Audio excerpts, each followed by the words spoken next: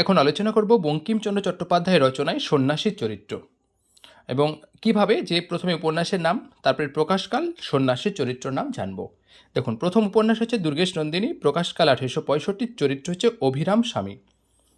মৃণালিনী, প্রকাশকাল 1869, চরিত্র হচ্ছে মাধবাচার্য। রজনী 1877, চরিত্র অবধূত।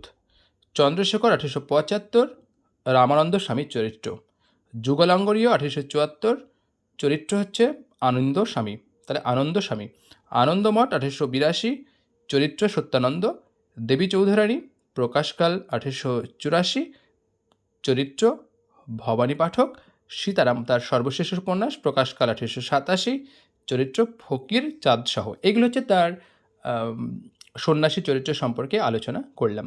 তো এই ধরনের আরও ইউনিক টপিক জানতে আমার ইউটিউব চ্যানেল বিএনজি সাহিত্য স্যার, এই চ্যানেলটি আপনারা ফলো করে রাখতে পারেন। এই ধরনের অসংখ্য ভিডিও রয়েছে, আপনারা চাইলে দেখে নিতে পারেন। শুধু তাই নয়, নেট সেট পিএসসি প্রত্যেকটা সিলেবাস অনুযায়ী বিস্তারিত আলোচনা রয়েছে, আপনারা চাইলে ভিডিওগুলো দেখতে পারেন। তো ধন্যবাদ।